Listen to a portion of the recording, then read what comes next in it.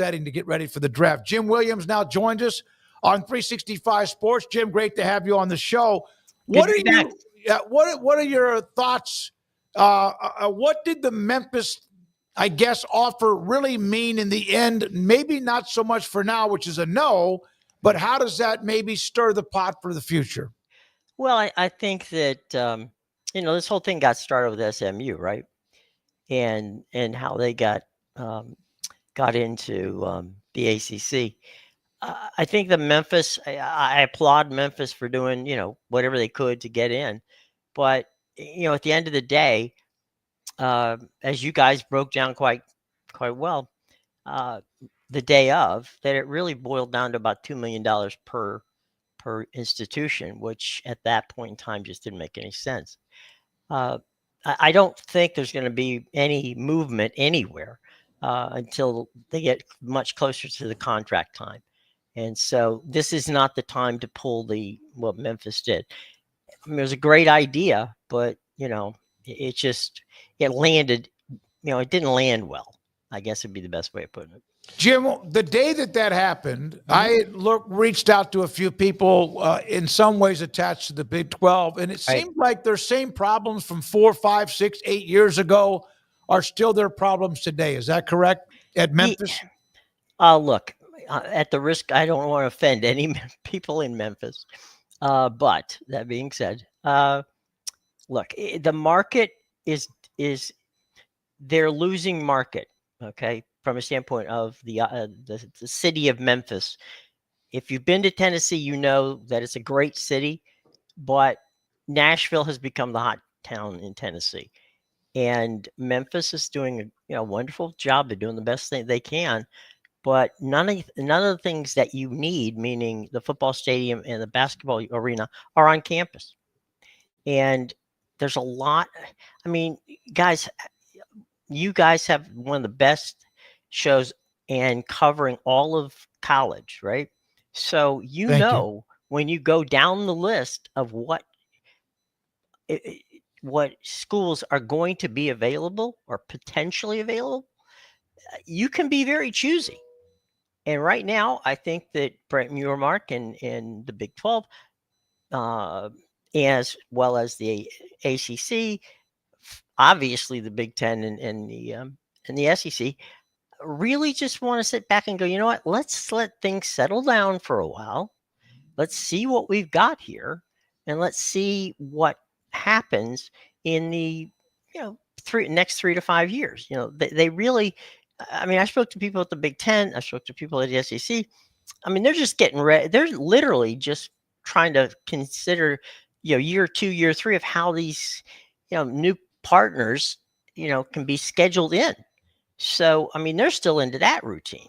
And so to add yet another team to a conference at this point in time, it's more trouble than it's worth.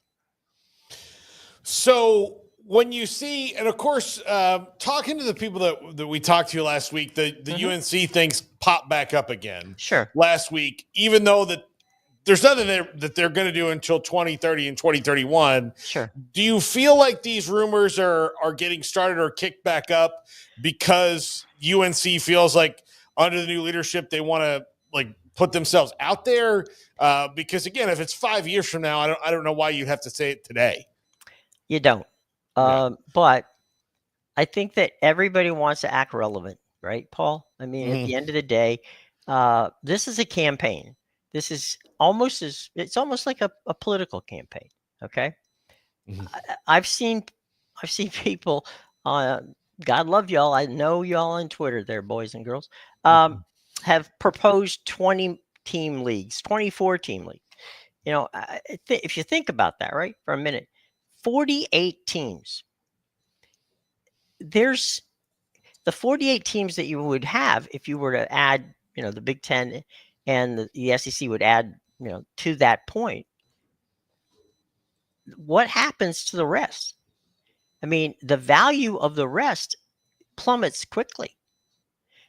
And what I've got a story coming out this week about this, the changing of who the players are going to be in investing in college sports and sports in general 5 years from now and down the line. I mean, Apple, Netflix, Amazon, YouTube, their core business is not programming television, but they got way more money to spend than does, linear broadcasters. Now, linear broadcasters, they're never going to go away. Okay. But when you look at Apple, for instance, has $17 billion that they're investing this year alone on programming. If you look at Fox, and there's others, and as I say, I'll send you guys the story in the middle of the week when it's finished. But if you look at Fox is at this point almost 50% of the programming budget, not the sports programming budget, but the entire budget is being spent on sports. Is that sustainable? And I think that's where we go. Is it sustainable for CBS? Is it sustainable for NBC? Even ESPN, who's going to launch this $30, experiment coming up soon. You got to wonder. And right now, 18 to 34 viewers, only 77% of that group do not have any cable subscription at all. And as we've always said, in whether it's broadcast or politics, demographics are destiny.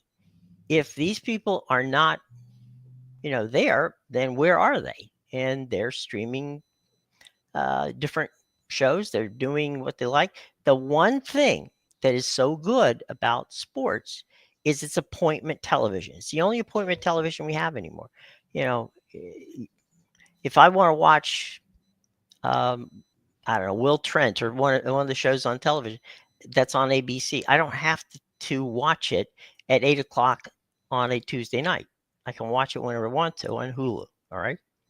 But if I want to watch Baylor take on Texas Tech, that game is going to be on at noon, or it's going to be on at 3:00, or it's going to be a prime time.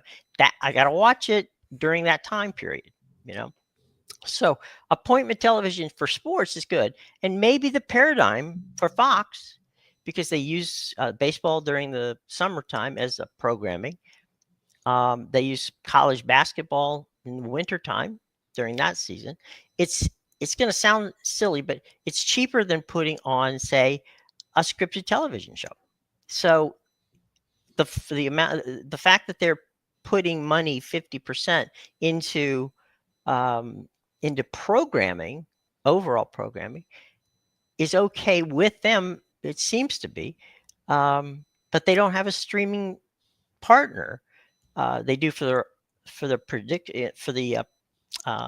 primetime programming that goes to Hulu, but they don't have a service yet. Jim, when it comes to, I saw some of the conversation when ever this gets kicked up, everyone wants to know where their school goes, right? And so you had Utah fans that were claiming they're going to the Big Ten, and then there was Kansas fans, and we're going to the Big Ten.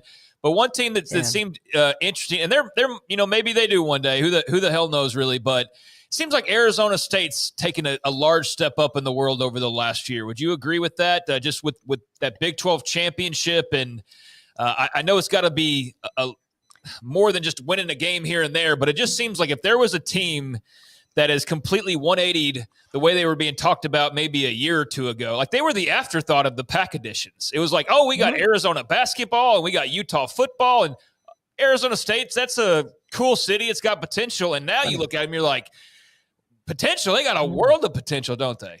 Absolutely. As a matter of fact, you know what we need to do? We need to push for a major conference to take ASU, and then we all need to go to Bob Thompson's house and stay there and go watch games, right?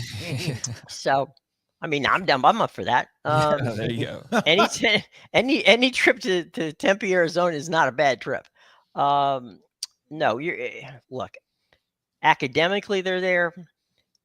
The sports side, you gotta love what they're doing down there. They are, look, they're big. I mean, I put up on Twitter, and of course, anytime you put up something having to do with Utah, BYU, or whatever, the world comes to an end. because everybody's passionate about. I mean, look, we're all passionate about the schools that we support. But anyway, the Utah aspect and the if you take Utah and you take ASU, they're both incredibly attractive.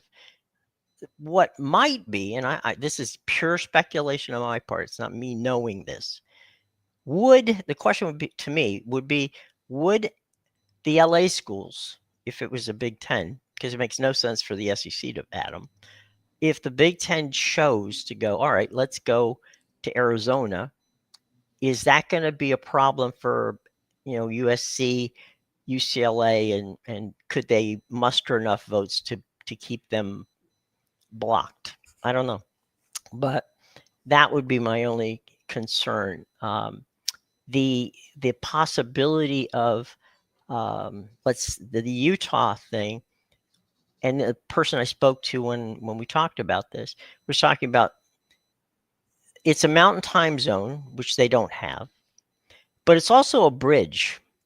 If you're coming from Nebraska to Washington, you can stop, play a game in Utah, fly over there. It's kind of like kind of an area there. That does not mean they're boosted to the top. It means they remain in the conversation. And the other thing, guys, is this: how much? There's not an endless amount of money out there. Okay, so how many more people are going to be added to these two conferences, right? How many more people are going to come to the Big Ten and to the SEC? Because just because they're coming doesn't mean that TV executives are going to fork over, a lot more money, which is where the streaming services will come in. So, we have to be careful in what we think. It's fun to speculate to put 6 more teams in each of these conferences, but it's not realistic. I mean, I would be stunned if either the SEC or the Big Ten took any more than 2 more teams. Jim, it just seems so clunky, and they don't, like, when it comes to the NCAA tournament, I said this earlier in the show, it comes to the playoff, they don't know how to enhance their product without shoving more stuff into it. Right. And there's got to be different ways to enhance what you have that's already good. Right. But that's kind of the thing that's like, all right, we'll just make it this. And when it's 16 after 5 years, they're going to be like, you know what? Let Eli Drinkwitz plan of 30 teams. That's what we're going to do. Like, that makes more sense. And then it gets so big when, for example, with basketball, they have it's as close to perfect as it can be now because of the 68. But when they had it at 64, it was perfectly beautiful. Right. And they didn't need to mess with it, but they just can't help themselves. That's a good point. What, in essence, might be a solution would be to go to the NFL type model where you have 4 divisions and you basically break it up into a super, I don't want to say super conference because it's not really true. It would be, put together regions. And the silliness of all that is all these people who have moved all the way across country exactly would have to go back to their, basically back to where they were. But I mean, look, guys, you do this every day and a damn good job of it.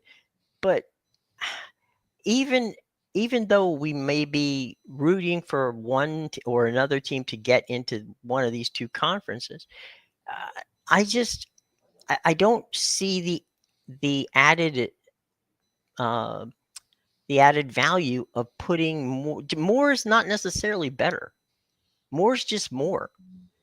And, you're still feeding. If, let's say you go into the big, okay, here I'm going to get myself in trouble with other schools, but if you go to the SEC, you're still going to have Vanderbilt. Okay. You're still going to have, Kentucky. You're going to have teams that from a football standpoint have just not pulled their weight. Right. Same thing in the Big Ten. It's just more is not just necessarily good. It's just more. You may be able to get a couple of brands from the ACC and maybe a brand or two from the Big 12 or whatever. But at the end of the day, does it make it better? Can you ever see? You mentioned the 4 divisions, and we've discussed Super League, whatever that. But if they do a Super League, is it possible that someone, let's just say, some of the schools from the Big 12, could they ever be left out and Vanderbilt remains in? I can't would imagine think, that. No, I can't imagine that. I think that it would be, we would have a refiguring of it, right? So in a Super League, you're not a conference, right? And that's where I think the key is. If you're adding to the Big Ten conference, and if you're adding to the SEC conference, then the teams that are in there that are not necessarily ratings happy from that standpoint are still making a lot more money, but they're not generating any particular eyeballs. If on the other hand you're picking this NFL style concept, then the only way to make it work is to take the teams that are worthy, or at least whomever chooses to pick that situation of worthy, you add them to that. So who are the maybe 10 best teams in the West, and who are the 10 best teams in this, in the Central and the Northeast and the South, right? And so you build to that conference. So what you would be doing is eliminating some of the universities that are not, competitive, and you're adding universities that are, and that would take the conference away from it and put it into a league where, again, it would be. I mean, we're right now with what is it, the deal with Congress with the $20.1 million, then the NIL. Revenue sharing. Yeah, you got the revenue sharing, you got the NIL money. You're professional league right now. So there's that. The other way you could do it, and I don't know that ever would happen, but you could do it in a way like English Premier League soccer, where you get relegated if you fall out from a specific situation from that standpoint. But those are, I don't know. I don't see where the big two at this point, adding more than maybe a couple each, makes any value to. I mean, does adding 5 more teams do anything more than, to your conference? You only have a certain amount of games. So, I don't know. Maybe they do, maybe they don't. But I just don't see the SEC or the Big Ten adding more mouths to feed when they're finding out. And I'll tell you, I've spoken to athletic directors, in Maryland and Rutgers, Penn State, all of these areas, and they're like, guys, they're still trying to figure out how, their softball team's going to play, softball, because the Olympic sports, that $20+ million in the NIL, very little of that goes to the Olympic sports. So they're not on planes flying first class, or charter. They're trying to figure out how to get from one coast to the other coast and make it work. So they haven't figured it out. The Big Ten and the SEC have not figured out yet logistically how to get from point A to point B. All right, we have to go. We appreciate your time. Yeah. Did you, of everybody in the Big 12, is there one school that no matter what happens in the future, Super League or not, that will not be left out, or are all of them in danger of being left out? You're leaving me with that question, David. I love you. Okay. I love you too, man. All right. Who could you get left out? Is there one team that will not? I mean, you got what Texas Tech is doing, and the schools in the Midwest, and the private schools in Arizona State, Utah, BYU. They all seem to have something that is of value. Is there one? If one school was to make it, and all the other ones fell overboard, who would that be?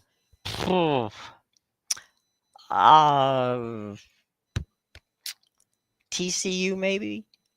TCU would be the one that stayed. Maybe. Okay. All right. Because I Baylor's got their backers. Not that TCU doesn't, but I think that that they're in a situation where they're in a market where you already have a market. So you're talking about they would be the one thrown overboard. Unfortunately, yes. Yeah. Okay. All right. Thank you, man. Appreciate it as always. We'll have you on again. Circle back around with it. Great to have you. Jim Williams, Forbes, Athlons, also Newsweek, and of course, for years and years involved in network television